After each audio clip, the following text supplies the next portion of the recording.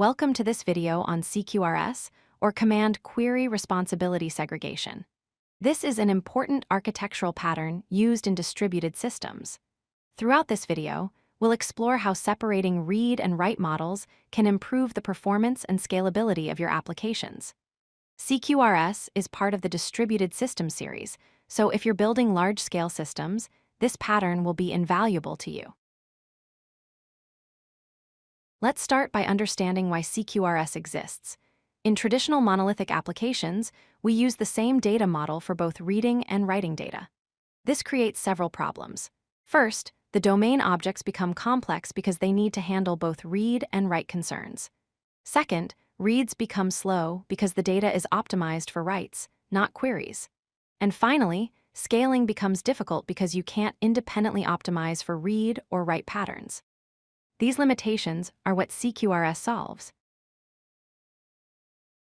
CQRS stands for Command Query Responsibility Segregation.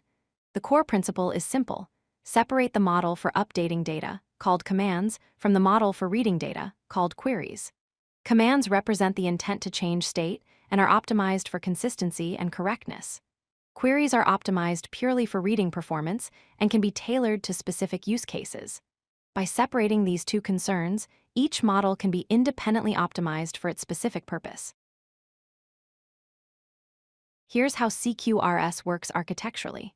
When a client sends a request, it goes either to a command handler for write operations or to a query handler for read operations. Commands are processed and stored in a write database, which is normalized for consistency and correctness. Queries, on the other hand, are served from a read database, which contains denormalized views optimized for different use cases.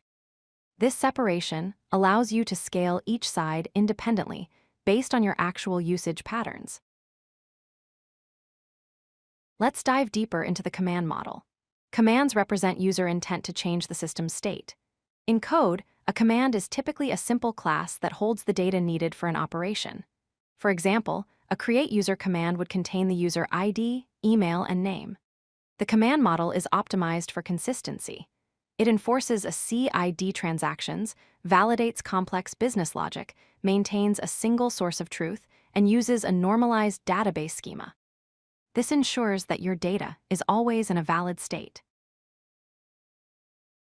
Now let's look at the query model. Queries are used to retrieve data without modifying it. Unlike commands, queries are optimized purely for read performance. The query model uses a denormalized schema, meaning data is pre-calculated and organized specifically for how it will be read. You can have multiple read models for different use cases. For instance, you might have one read model for displaying user profiles, another for analytics, and another for reports. This flexibility is one of the major benefits of CQRS.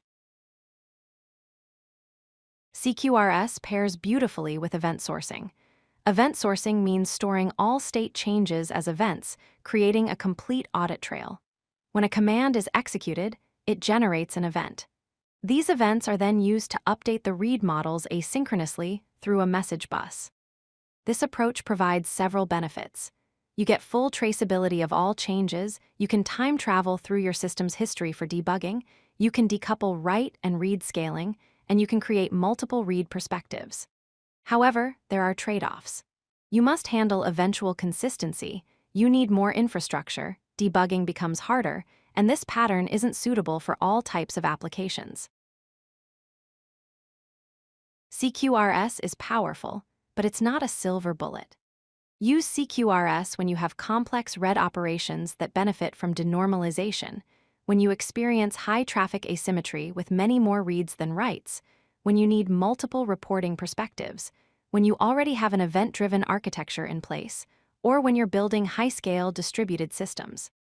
Avoid CQRS for simple CRUD applications, systems requiring strong consistency, small teams without experience in event-driven systems, real-time financial transactions, or when you prefer monolithic architecture. Choose wisely based on your specific needs. Let's summarize the key points.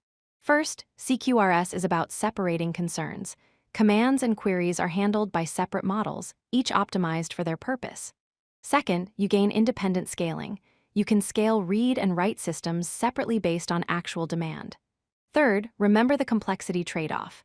CQRS is powerful for large systems, but adds operational complexity, so use it judiciously.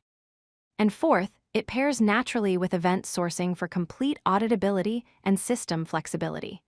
CQRS enables systems to grow beyond the constraints of traditional monolithic architectures. Thank you for watching. If you like this video, hit that like button and don't forget to subscribe. Visit codelucky.com for more such useful content.